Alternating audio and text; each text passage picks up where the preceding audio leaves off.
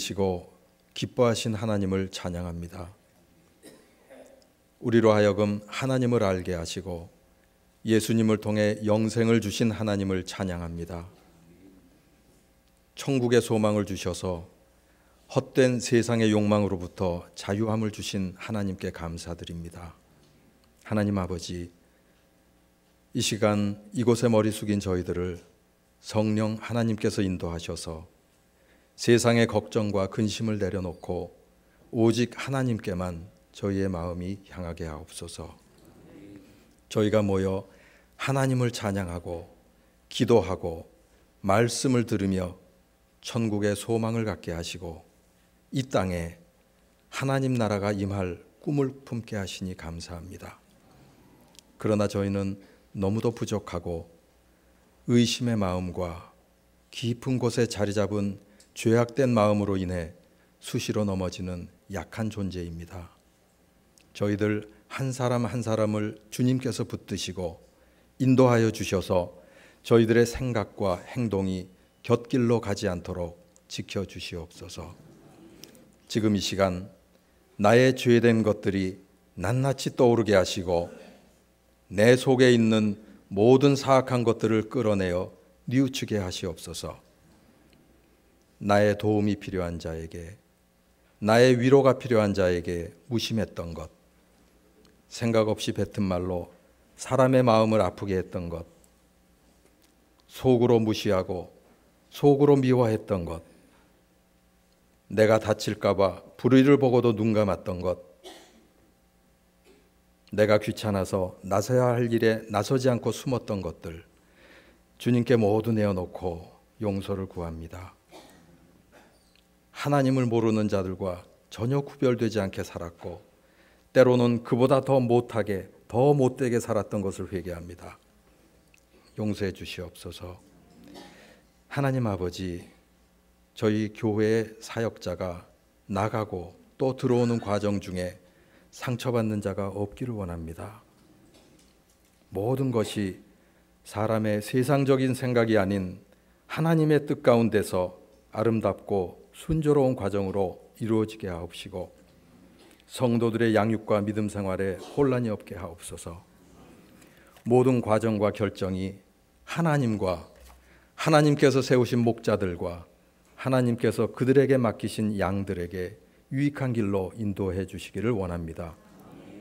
우리 새순 교회를 통해 성도들이 주님의 뜻대로 잘 양육되어서 성도들 각 사람이 그들이 속한 세상 속에서 진정한 예수님의 제자로서 소리 없이 예수님의 향기를 내는 자들로 곳곳에서 우뚝 설 수 있도록 저희 새순교회 목회자들과 성도들을 친히 살펴주시옵소서. 이제 연말을 맞아 내년에 주일학교 교사와 각 부서에 필요한 일꾼들이 참 많이 필요한데 우리 성도 모두가 자원하는 마음을 갖고 능동적으로 임하게 하옵소서. 맡겨진 일에 기쁜 마음으로 충성하게 하옵소서. 선거를 앞두고 또 정치적으로 경제적으로 여러모로 어려운 처지에 놓인 우리나라를 정의롭게 이끌어갈 신뢰받는 대통령을 세워주셔서 속히 이 나라가 안정을 찾을 수 있도록 인도하여 주시옵소서. 저희들을 이끌 목자로 세우신 우리 차종일 목사님을 주께서 붙드시고 기름 부으셔서 하늘의 메시지를 전할 때에 저희들 마음이 열리게 하옵소서.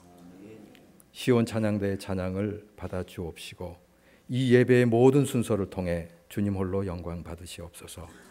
예수님 귀하신 이름으로 기도드립니다. 아멘.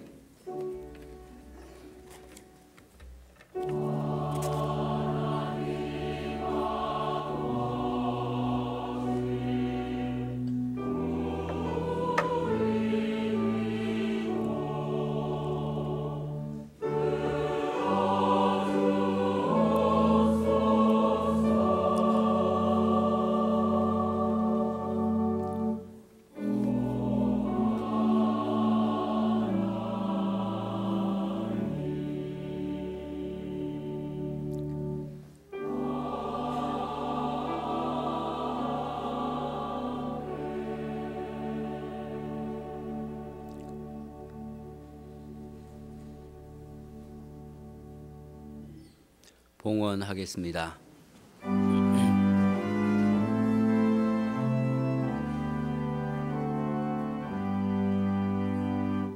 나의 보화 드리니 주여 받아 주셔서 하늘나라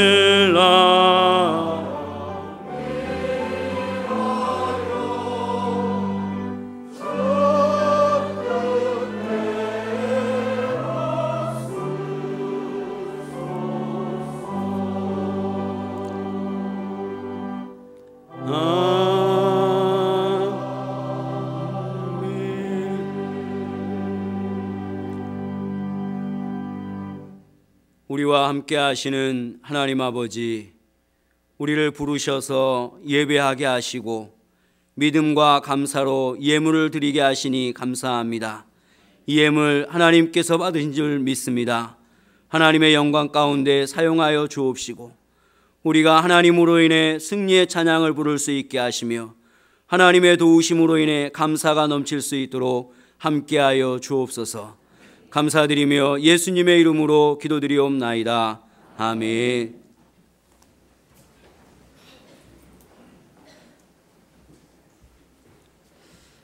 하나님의 말씀은 누가복음 1장 8절부터 17절까지 말씀입니다. 신약성경 86쪽에 있습니다.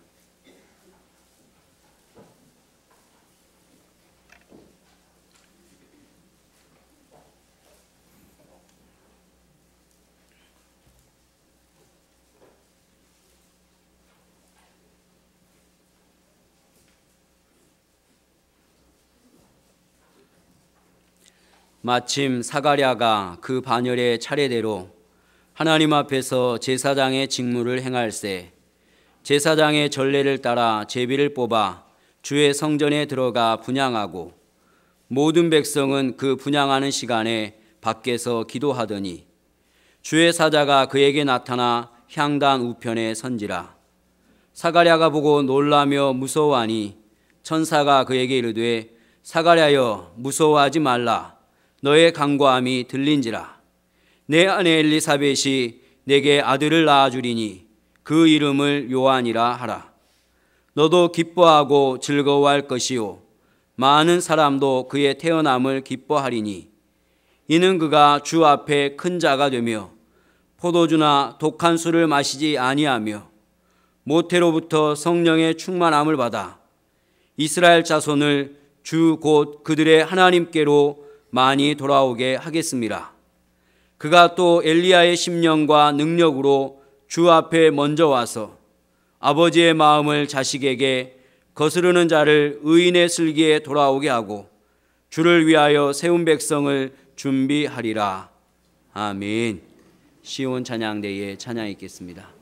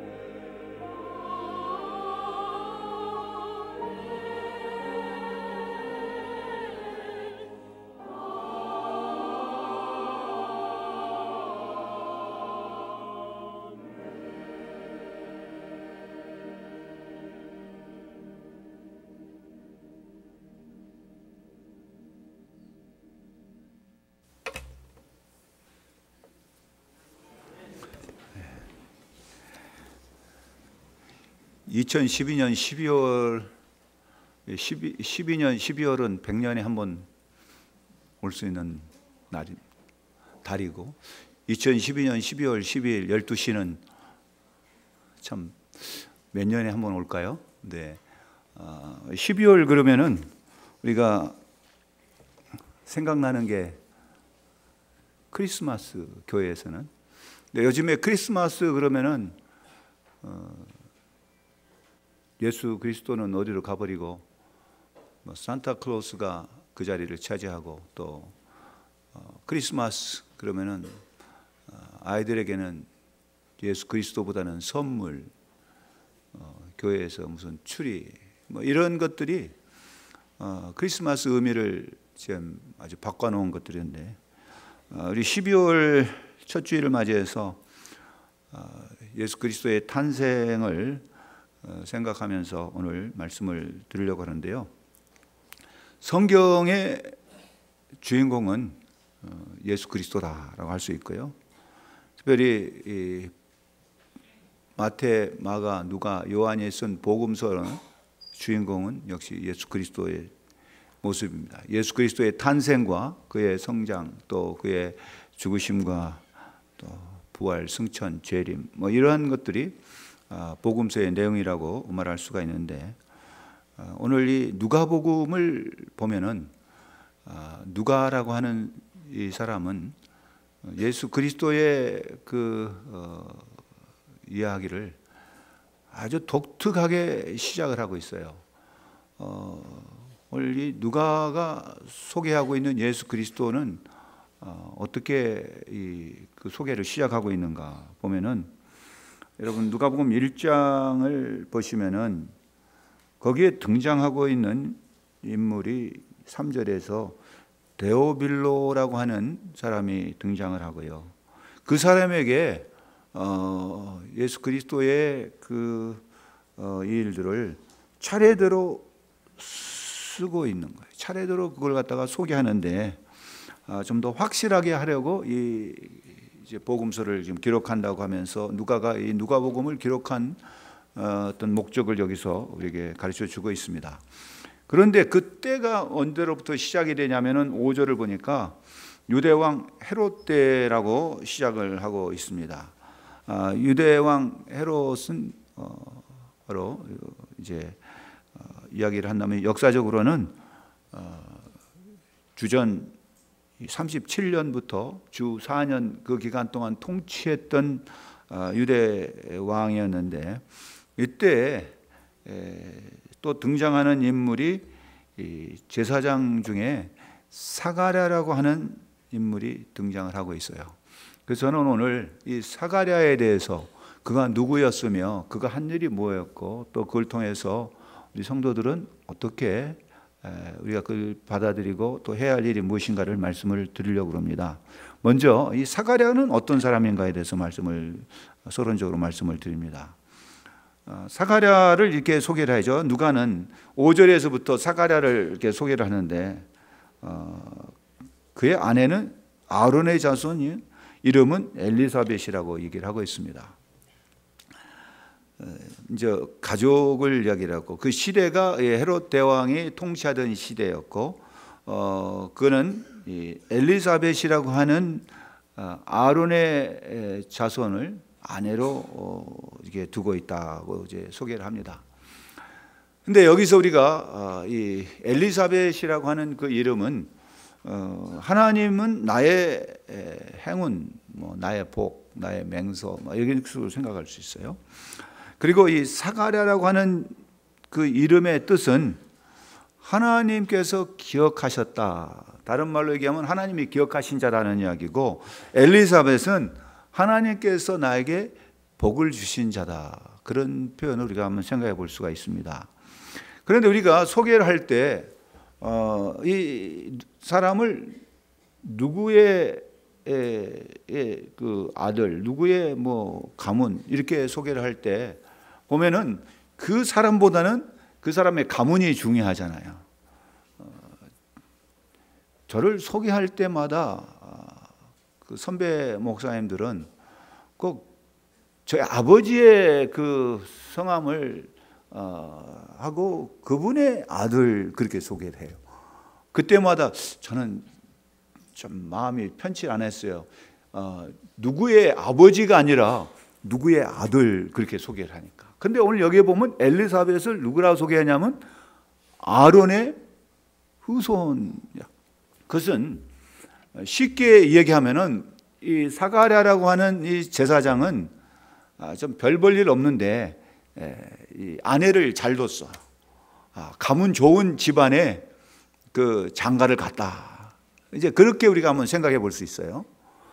그러니까 그 아론의 후손인 엘리사벳을 하나님께 복받은 자를 아내로 삼은 이 사가랴, 하나님께서 그걸 기억하시고 그에게 하나님께서 은혜 주신, 복을 주신 아론의 후손인 엘리사벳을 아내로 삼았다.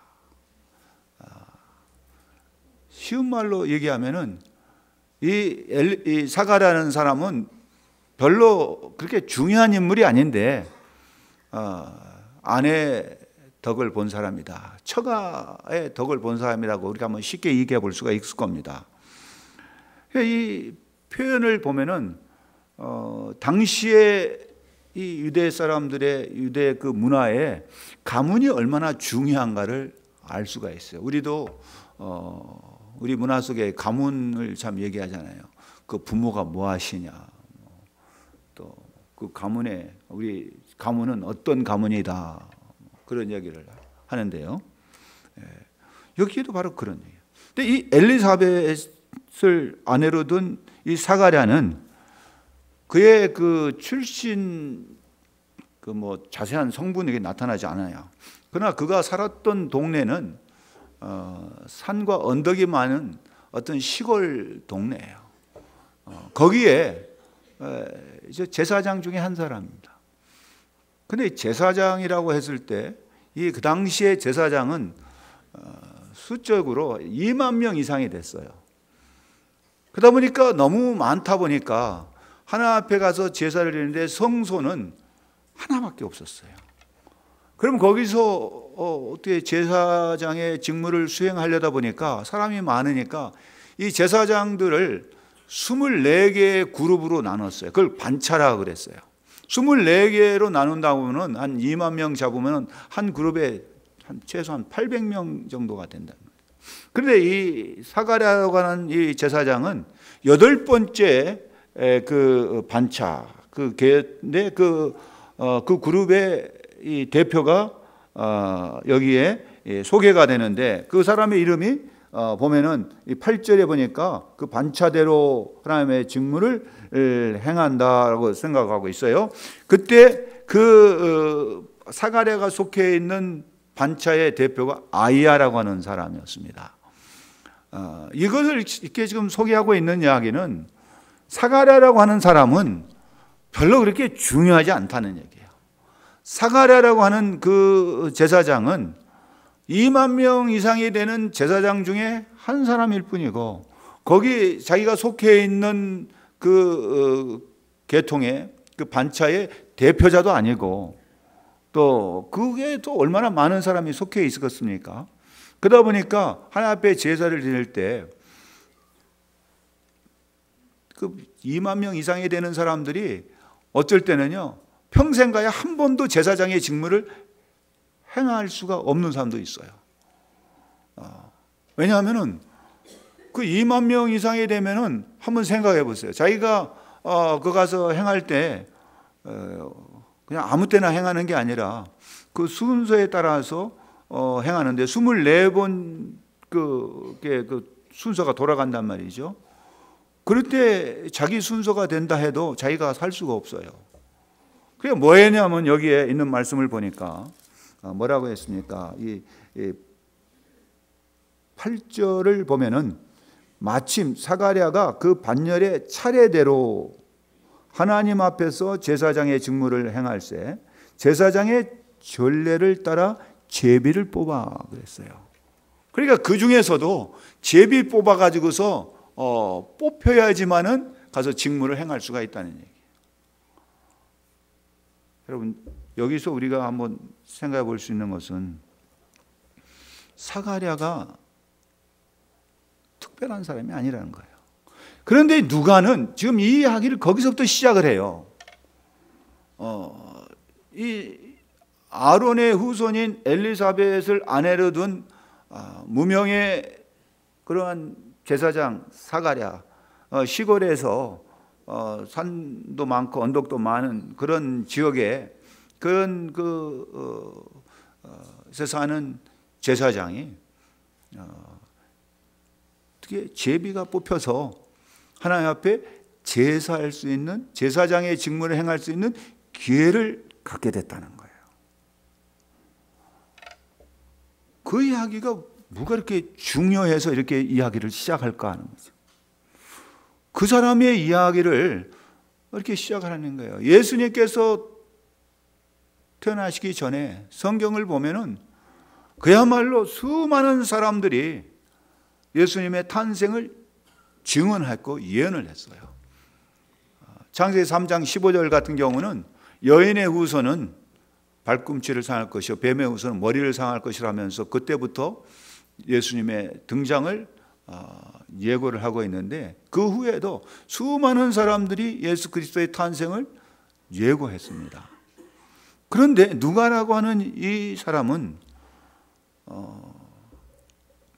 아주 훌륭한 어떤 인물을 대표로 들어서 한 게 아니라 그냥 사가랴라고 하는 그 한 사람을 통해 가지고서 그 이야기를 시작한다고 하는 것은 이 사가랴라고 하는 사람을 묵상을 해봤어. 어떤 사람일까라고 한번 생각해 보니까 그야말로 이 사람은 평범한 사람이었어요. 누구도 알아주지 않는 사람이에요. 그리고 이 사람은 뭐 특별한 뭐가 없어요. 앞서서 말했지만은 그냥 처가 덕을 본 사람, 아내의 덕을 본 사람, 뭐 그렇게 정도로 한번 생각해 볼 수 있는 사람인데 어떻게 더 기회를 이제 얻어서 하나님의 그 성전에 가서 제사를 행할 수 있는 그 일을 하게 됐다라고 합니다. 그런데 이 사람을 뭐라고 또 평을 하는가 하면은 앞서서 보시면은 6절을 보면은 이 두 사람이 하나님 앞에 의인이니 주의 모든 계명과 규례대로 흠이 없이 행하더라 그랬습니다. 여기에서 말하는 의인이라고 하는 것은 죄가 없다고 하는 표현보다는 하나님께서 요구하신 그 계명들을 다 준행했다. 그야말로 그들의 삶은 하나님께서 원하시는 대로 살았다고 하는 거예요. 흠이 없다는 것은 무슨 뭐 단점이나 무슨 어떤 그 사람이 잘못이 전혀 없다는 그런 표현이 아니라 이 표현은 그들이 아주 경건한 삶을 살았다고 하는 것입니다. 그런데 이 의인이라는 표현과 흠이 없다는 표현을 앞서서 하고 있는 것은 그 다음에 누가가 이들을 소개하는 것을 간접적으로 우리에게 암시하고 있는 내용이 있어요. 보면은 7절을 보니까 엘리사벳이 잉태를 못함으로 그들에게 자식이 없고 두 사람은 나이가 많더라라는 표현을 하고 있어요. 근데 이 표현을 보면은 그 당시에 뿐만 아니라 구약 시대 때부터 거슬러 올라가면은 하나님의 복의 상징을 자녀에다가 뒀어요. 하나님의 징계의 상징을 자녀가 없는 거에다가 두었어요. 하나님께서 그 어떤 가문에게 은혜를 베푸시지 않는다, 대신에 징계를 내리셨다는 표현으로서 그들에게 자녀가 없다는 거죠. 그런데 성경에 보면은 아브라함에게 하나님께서 은혜를 베푸셨는데 그 아내 사라에게 잉태하지 못하게 하셨어요. 잉태하지 못했고 또 그 아브라함의 아들 이삭도 하나님께서 은혜를 베푸셨지만은 그 아내 리브가는 잉태하지 못했다고 했어요. 그 아들인 야곱도 하나님께서 은혜를 베푸셨지만은 그 아내 라헬은 잉태하지 못했다고 나와요. 그런데 오늘 그 잉태하지 못했다고 하는 거, 그거는 앞서서 말했지만 그들은 의인이었고 흠이 없다고 하는 말은 그들이 이런 자식이 없는 게 하나님께서 그들을 징계함으로 죄의 결과로서 그렇지 않다고 하는 것을 간접적으로 말하고 있는 거예요. 오히려 그걸로 인하여 하나님께서 그들에게 어떤 은혜를 베푸신가를 강조하기 위해서 그걸 지금 말하고 있는 거예요. 아브라함의, 이삭의, 야곱에게 하나님께서 자녀를 주지 않았단 말이죠. 그러다가 나중에 하나님께서 그들에게 은혜를 베푸셨어요. 사무엘의 어머니 한나도 이 삼손의 어머니 마찬가지였고, 그야말로 이들이 자녀가 없었어요. 그런데 하나님은 그들에게 은혜를 베푸심으로써 그들이 자녀를 갖게 돼서 사무엘이 나왔고 삼손이 나왔고, 그야말로 그 자녀가 없다고 하는 것이 하나님의 징계의 상징이기도 했지만은 그것은 또한 한편에서 보면은 하나님의 은혜의 통로가 됐다고 하는 것도 알 수가 있습니다. 그런데 오늘 여기에서는 자녀가 없다, 그리고 뿐만 아니라 두 사람이 나이가 많았더라는 이야기는 이들에게 있어서는 어떤 희망도 없다는 거예요. 더 이상 자녀를 낳을 수 있는 인간적인 그런 가능성이 다 없는 상태라는 것을 말하고 있는 겁니다. 근데 앞서서 말한 것처럼 그들이 하나님께서 인정할 만한 인물이에요. 의인이고 흠이 없다 할지라도 그들은 누구도 이해할 수 없고, 정말 그야말로 누가 그들의 그런 슬픔과 아픔을 이해할 수 있겠어요. 그런데 이들이 누구냐 하면은 바로 제사장입니다. 그러면은 이 제사장으로서 자녀가 없다고 하는 것은 굉장한 이건 수치일 수도 있어요. 그리고 그거는 제사장의 직무를 감당하는데 어려움이 있는 거예요. 우리나라의 과거의 그 문화도 보면은 칠거지약이라고 해가지고서 이혼할 수 있는 그 타당한 이유를 7가지를 들었죠. 그 중에 첫 번째가 뭐냐면은 시부모에게 불순종하는 며느리는 내쳐도 된다. 그래서 시부모 말에 순종하라는 것이 첫 번째였고, 두 번째는 무자예요. 자녀가 없으면은 이혼할 수 있다는 거예요. 근데 우리나라 문화만 아니라 이 당시에도, 이 사가랴 당시에도 그랬던 거예요. 그럼 뭐냐, 자녀가 없으면은 이혼하고 재혼해서 아이를 갖게 하는 것도 그때 허용이 됐었어요. 그러면 제사장으로서 자녀가 없다고 하는 것은 참으로 하나님 앞에 징계를 받았다고 하는 하나의 대표적인 모습이 될 수 있으니까, 아무리 뭐 아론의 후손이라 할지라도 사가랴의 입장에서는 이 엘리자벳을 버리고 다시 재혼해서 아이를 가질 수가 있었지만은 이 사가랴는 나이가 많도록 그렇게 하지 않았다는 얘기입니다.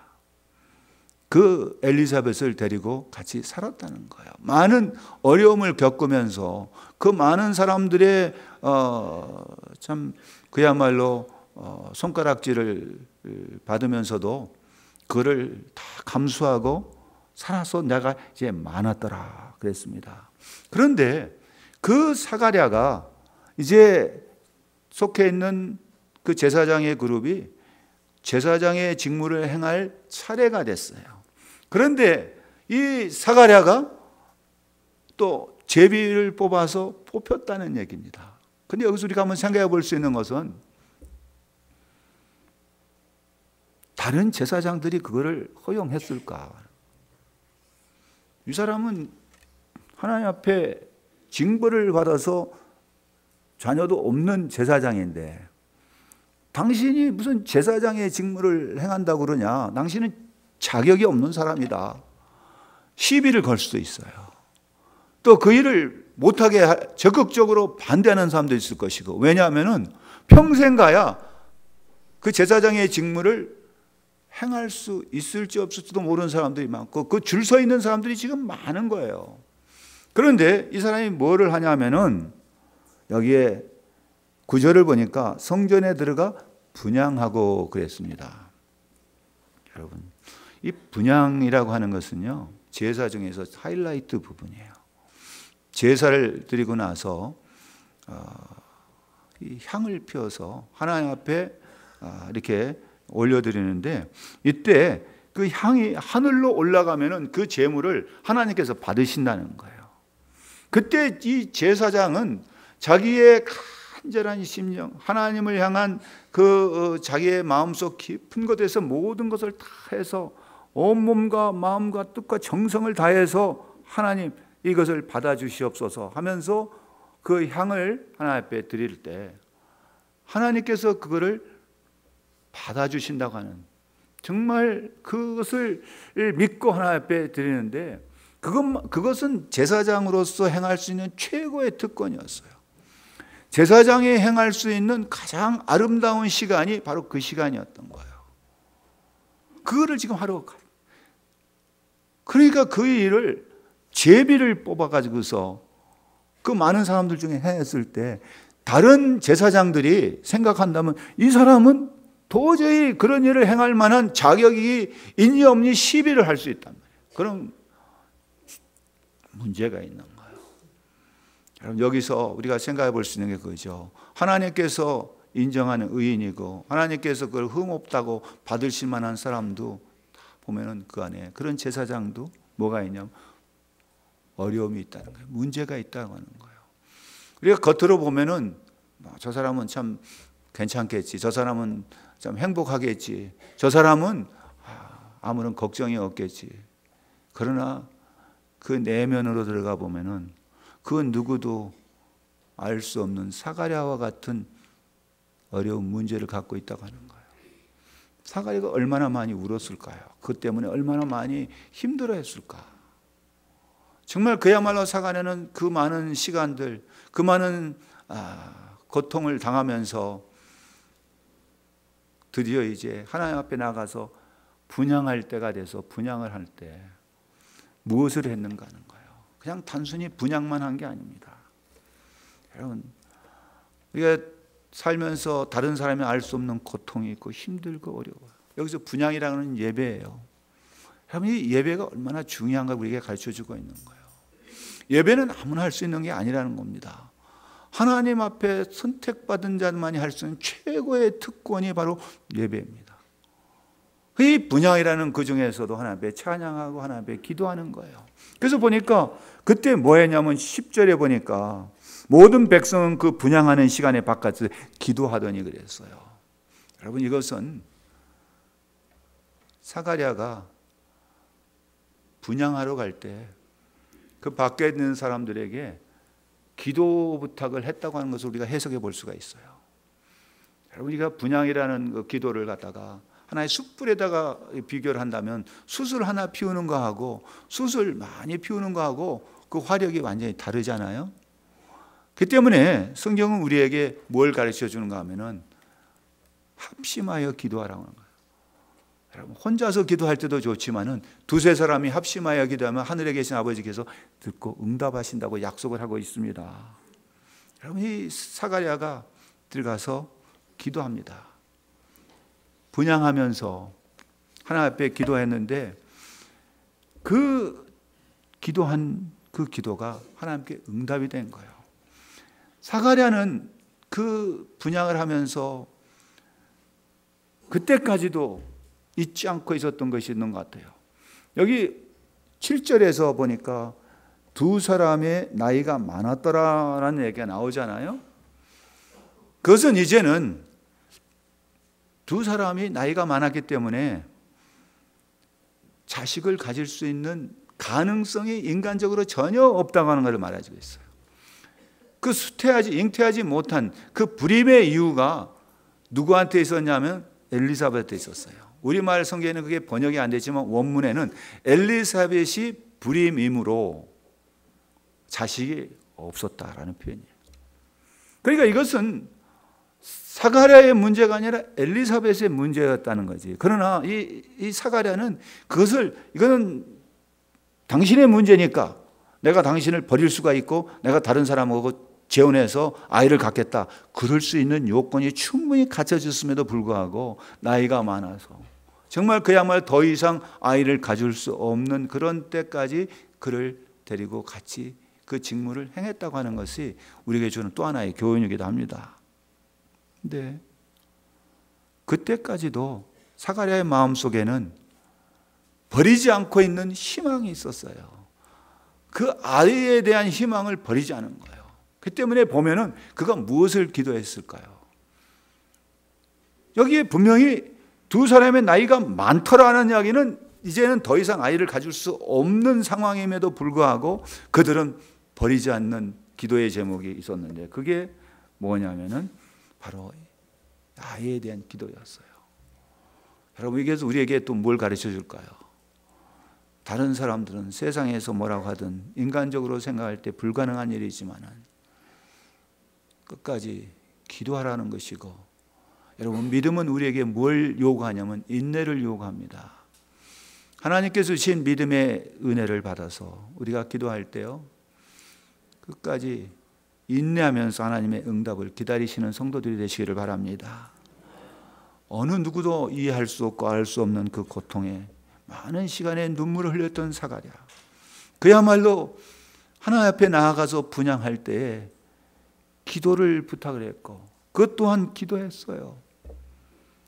무엇을 기도했을까가 바로 응답이 나오는데, 여러분, 그 기도가 어떻게 되었을까 하는 것은 보십시다. 여기에 11절이에요. 11절 읽어봅시다. 주의 사자가 그에게 나타나 향단 우편에 선지라 그랬어요. 뭐 어떤 일이 벌어졌어요? 기도했더니 향단 우편에 나타났다는 이야기는, 우리가 이 예배를 하고, 향단이라고 하는 것은 바로 예배를 말하고 있습니다. 향단에서 분향할 때, 그 분향은 우리가 하나님 앞에 우리의 모든 것을 드리는 시간이에요. 내 마음을 드리고 내 뜻을 드리고 내 정성을 모아서 하나님을 예배하고 찬양하고 기도하는 그 시간에 주의 사자가 나타났어요. 가브엘이 나타났어요. 천사가 나타났다는 얘기입니다. 그 말은 우리에게 뭘 가르치죠? 우리가 예배하는 이 시간에 지금도 하나님의 영 성령께서 이 시간에 저와 함께 한다는 사실을 암시하고 있습니다. 사랑하는 성도들이여, 나와 곁에, 내 곁에 나와 함께하는 하나님의 임재를 믿으시기를 바랍니다. 그런데 그것도 끝난 게 아니에요. 그 사가랴에게 뭐라 그럽니까? 12절을 보니까 사가랴가 보고 놀라 무서워했습니다. 그랬더니 자 13절 읽어봅시다. 천사가 그에게 이르되 사가랴여 무서워하지 말라, 너의 간구함이 들린지라 그랬어요. 뭐가 들렸어요? 간구. 근데 앞서서 이것지만 다시 한번 말하면 자식이 없고 두 사람의 나이가 뭐예요? 많아요. 더 이상 자식을 가질 수가 없어. 그럼에도 불구하고 사가랴는 뭐 했다는 얘기입니까? 하나님 앞에 기도했다는, 간구했다는 이야기예요. 다른 사람들은 그걸 못한다고, 안 된다, 더 이상 이제는 할 수가 없다, 더 이상 어떤 소망도 없다고 포기해버린 그런 사가랴였다는 거죠. 그럼에도 불구하고 사가랴는 뭐 했어요? 간구함을 들었어요. 하나님 앞에 잊지 않고 기도했다는 이야기입니다. 여러분, 이럴 때 우리가 해야 할 일이 있어요. 여러분, 펜을 끊으셔가지고서 이 성경에 13절에 보면은 천사가 그에게 이르되 사가랴여 하는데, 사가랴에다가 동그라미를 치든지 밑줄을 그어가지고서 옆으로 이렇게 화살표를 해놓고 거기다가 자기 이름을 딱 써놓는 거예요. 자기 이름을 써요. 사가랴라는 대신에 내 이름을 딱 써놔요. 그리고 읽으실 때 어떻게 읽으냐면은 사가랴여가 아니고, 따라해 봅시다. 차종률이요. 그렇게 읽어야 돼요. 그러면은 뭐예요? 무수하지 말라. 누구의 간구함이? 아니, 너의, 그러면 옆에 사람 말.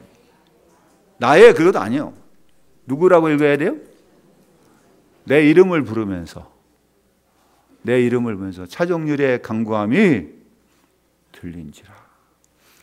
여러분, 하나님은요, 우리가 간구할 때 듣고 계신 하나님인 것을 여러분 믿으시기를 바랍니다. 하나님은 우리의 기도를 이렇게 외면하지 않는단 말이에요. 다 듣고 계시는 거예요. 이 시간에도 하나님께서는 우리를 불꽃 같은 눈장으로 지켜보고 계시고, 우리가 드리는 하나님께 향한 찬송과 기도를 하나님 받으시고 계신다는 사실을 우리에게 지금 말씀하고 있는 겁니다. 무서워하지 말라는 거예요. 두려워하지 말라는 거예요. 내가 너와 함께 한다는 말씀이고, 내가 그걸 다 들었다 이거예요. 여러분, 복음은 듣는 거에서 시작이죠. 어떤 말씀을 들었냐? 하나님께서 내 간구함을 들으신 것이 복음이에요. 그 소식을 알려주는 것이, 내가 기도할 수 있다고 하는 사실도 복음이지만은 그 기도를 하나님께서 들으신다는 거예요. 내 간구함을 들어주신다는 거예요. 다른 사람은 이해할 수 없는 아픔을 가지고, 다른 사람은 나를 위로할 수 없는 그 고통 중에서도 나는 하나님 앞에 간구했습니다. 그랬더니 하나님이 내 기도를 들어주셨어요. 이름을 부르면서 사가랴요, 무수하지 말라. 너의 간구함이 들린지라. 얼마나 하나님 앞에 간절히 기도했으면은 하나님의 사자의 가브리엘을 보내셔가지고서 그에게 이렇게 말씀하고 있습니까? 여러분, 오늘 이 말씀을 통해서 하나님의 음성을 들을 수 있는 귀가 열리기를 주의 이름으로 축원합니다. 내 이름을 부르시면서 너의 간구함을 내가 들었다, 너의 간절한 그 마음을 내가 받았다는 얘기예요. 하나님 앞에 분향할 때. 근데 그 천사가 어디에 나타났어요? 보니까 11절에 향단 우편에. 뭐하고 있을 때입니까? 분향하는 거예요. 근데 그 우편에, 내 우편에 서서 그늘이 되신 하나님, 낮의 해와 밤의 달이 너를 상치하냐 할 것이다. 너의 출입을 지금부터 영원토록 지키시라는 주님이 내 곁에 계셔요. 여러분, 어떤 일을 당하든지 무서워하지 말고, 두려워하지 말고, 근심하지 말고, 낙심하지 마세요. 누가 나와 함께 하셔요? 전능하신 하나님께서 나와 함께 하셔. 너는 내 것이라. 내가 너를 버리지 않고, 너가 어디로 가든지 내가 너와 함께 하겠다는 하나님. 지금 이 사가랴 형편이 얼마나 지금 힘든 상황이겠어요. 이 순간에 이르기까지 사가랴는 남이 알지 못하는 수많은 시간의 고통을 당했을 것이고 눈물을 흘렸을 거예요. 그런데 이제는 그에게 말씀합니다. 사가랴, 무서워 말라. 너의 간구함이 들린지라. 그러면서 그 다음에 같이 들고, 내 아내 엘리사벳이 내게 아들을 낳아주려니 그 이름을 뭐라고 그래요? 요한이라라. 요한이라는 이름은 하나님의 은혜라는 얘기예요. 무슨 말입니까? 너 아들을 낳아주리니, 그 말은 내가 너의 아내에게 은혜를 베풀었다. 너의 기도를 듣고 내가 내 아내 엘리사벳 은혜를 베풀어줘서 그 아이가 낳을 텐데 이름을 요한이라 하라. 하나님의 은혜라는 이름 아예 그냥 지어줬어요. 여러분, 하나님께서는 우리에게 은혜를 베푸셔요. 여러분의 자녀가 요한이 되기를 주의 이름으로 축원합니다. 여러분, 아직 자녀가 없는 우리 가정들도 있어요. 여러분, 결코 낙심하지 마세요. 기도하세요. 하나님께서 이 말씀을 우리에게 해주시라고 믿습니다. 하나님께서는 이 사가랴를 결코 잊지 않으셨어요. 그러니까 그 이름이 하나님이 기억하신 자라는 것입니다. 때로는 사가랴가 그랬을 겁니다. 아마 하나님, 저를 잊어버렸습니까? 하나님, 저는 무명의 제사장이라고 저를 기억하지 못한 거 아닙니까? 제 이름을 하나님 기억하십니까? 제가 이렇게 안타까이 하나님 앞에 부르짖고 간구하는데 하나님은 저를 잊으신 게 아닐까요? 그런 질문을 수없이 했을 겁니다. 거기에 대한 응답이에요. 내가 너를 기억하고 있다. 내가 너의 간구함을 듣고 있었다는 거예요. 이제 내가 너에게 은혜를 베풀겠다는 거예요. 그래서 이름을 요한이라 하라. 그러면서 14절이죠. 뭐라 합니까? 너도 기뻐하고 즐거워할 것이요 많은 사람도 그의 태어남을 기뻐하리라. 하나님께서 은혜를 베푸시면요, 은혜 받은 자만 기뻐하는 게 아니라 그 주변에 있는 사람도 기쁨 속에 함께 누릴 수 있게 해주는 거예요. 여러분, 오늘 이 말씀 정말 누구에게 하는 말씀일까요? 바로 저에게 하는 말씀이에요. 그야말로 수많은 제사장들 중에 무명했던 이 사가랴, 그 사람을 뽑아가지고 누가는 예수 그리스도의 탄생을 이야기를 시작하고 나가 있다는 거예요. 이것은 곧 우리에게 뭐냐면은 세상에 수많은 사람들이 있지만은 그 중에 나를 뽑아서 나의 이야기로부터 예수 그리스도를 소개하라는 이야기입니다. 여러분, 사가랴가 곧 저와 여러분이에요. 세상 사람들은 알아주지 않을 수 있어요. 세상에서는 그야말로 그 이름이 별 의미가 없을 수 있어요. 그러나 하나님께서 기억하고 있는 자라는 거예요. 그를 버리지 않는다는 얘기예요. 그래서 예수 그리스도의 이야기를 시작하기 전에, 예수 그리스도의 나심을 이야기하기 전에 사가랴의 그 어려움, 고통의 문제를 다루면서 거기서부터 시작해 나가는 거예요. 여러분, 오늘 이 말씀이 우리에게도 기쁜 소식이 되기를 주님의 이름으로 축원합니다. 기도하겠습니다. 하나님 아버지, 감사합니다. 우리에게 주님께서 응답하시고 우리의 예배를 받으시는 하나님, 사람이 감당할 시험밖에는 우리에게 허락하지 않은 하나님, 또 시험 당할 즈음에는 피할 길을 주사 능히 감당하게 하시는 하나님, 낮의 해와 밤의 달이 나를 상치 않도록 지키시고 보호하시는 하나님, 이 시간에 우리 사랑하는 주의 자녀들의 기도와 간구를 응답하여 사가랴에게 하셨던 그 말씀을 들려주시옵소서. 우리에게도 같은 은혜 임할 수 있도록 주여, 우리의 귀가 열리고 눈이 열리고 주의 말씀을 듣고 그대로 우리도 행하게 하여 주시옵소서. 예수님의 이름으로 기도합니다. 아멘.